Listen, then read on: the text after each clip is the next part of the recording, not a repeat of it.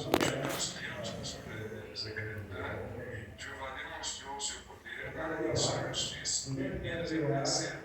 Então, nós podemos ter certeza, né, que Jeová, não é da vontade de Jeová que as pessoas sejam destruídas. Jeová, é claro, nós sabemos do assunto, né, deixou uma lição para nós hoje,